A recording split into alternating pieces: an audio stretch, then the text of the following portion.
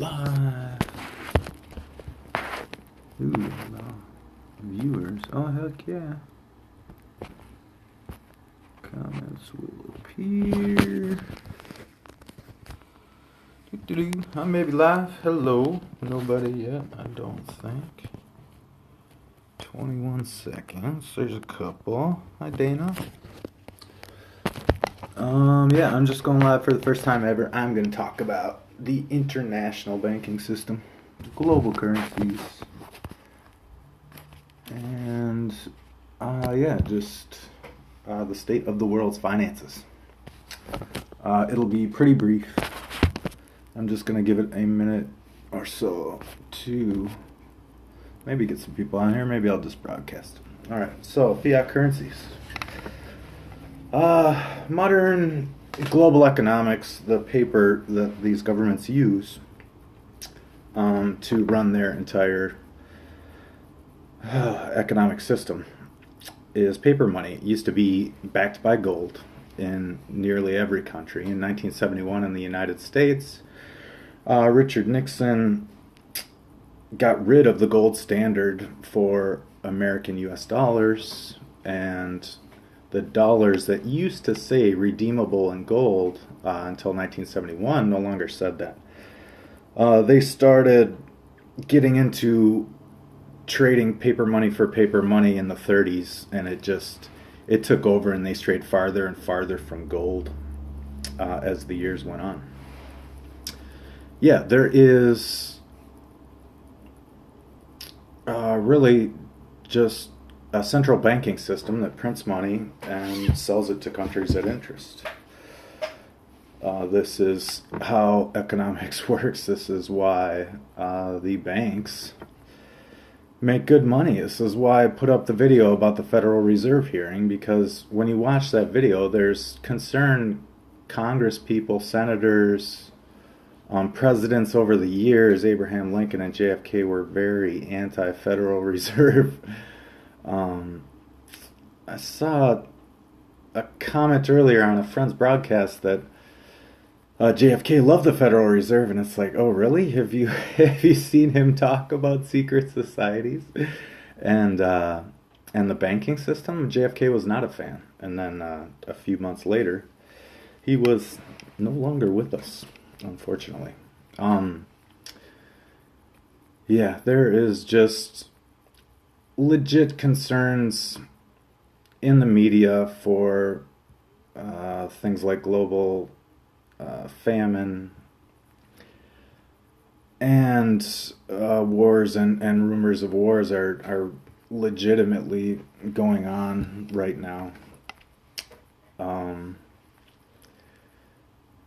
the banks are just a large part of everything. For fiat currencies, I looked up just this video. I wasn't liking the Fiat Currencies for Dummies video that I watched, so I watched a different one. And there's been two strange events with fiat currencies in world history, and neither one of these companies happened anywhere near the United States. The first is 1946 in Hungary, and that was the biggest. Yeah, I'm on, bro. I don't think, yeah. I don't really know how to super broadcast it, I guess. Bring them on camera? I can't do that. She's 1946 Hungary. It took 15 hours for all the goods purchased in Hungary for the price to double in 1946. Their hyperinflation reached, oh my god, I think it was 8 octillion percent in 2008. The other fiat currency horror story in world history is in Zimbabwe. That would be definitely searchable for what happened to the Zimbabwean economy in 2008 when everybody was struggling. I get that, but the inflation rate in Zimbabwe hit 6.5 sextillion percent. It took 24 hours for the prices of milk, bread, and essentials that you need to survive. It took 24 hours for those prices to double. People in Zimbabwe in '08 were taking wheelbarrows full of money to buy a loaf of bread, they started printing $100 trillion notes for their form of currency. I did not write down their form of currency in 08, but it is Googleable. So they started writing $100 trillion when their currency started to crash. It went down, they were 1.25 US dollars per one Zimbabwean dollar in 2008 when it started to crash. So the $100 trillion notes that people needed to buy a loaf of bread, they needed several $100 trillion notes to buy a loaf of bread. That would have been more money before their dollar crashed, than was available in the world to date. That is how quickly paper money can absolutely just be stripped from you. And it is a concern because there is nothing behind it, and there is vast sums of money to be made by printing money for the world and charging interest on the nations. Hey Scott, Scott Knorr, nice to see you, man. Yeah, I kind of figured this was gonna get not out as far as I would like it to reach matches. Yeah, no problem, man. Max is on there, and I don't think he can see it. Yeah, fiat currencies and fractional reserve banking. So that was the other thing I've just casually mentioned. But the Fed sets interest rates for America. They are at liberty to do this. They control this. There's not a government oversight on their transactions, the way they have to go about their business. It is what it is. It's the way it's always been. This is how the first world economic systems work. There are central banks in Europe, and there is all currency worldwide. There's a few countries that are kind of trying to establish their own currency, and they go,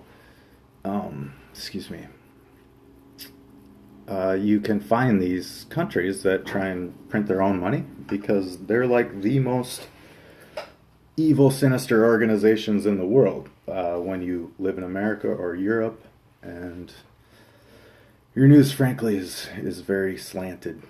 I really do hope to go into a news program. I will be way more organized. This is just a different platform to talk about global economics, which is basically, we're told in America we have freedom and all these things can get out and be seen, but we're actually, it's pretty restricted. There's a couple governments in the world that are, they're kind of, they're really, I don't know the term. They're censoring, sorry. And there's just a couple governments, and one of them is the good old USA. I'm going to hop off, and yeah. I'll try and get back on soon. Thank you for your precious time. You are all precious to me. Hopefully I'll see you later, and sorry about that camera work. I was looking at my messages. Cheers all.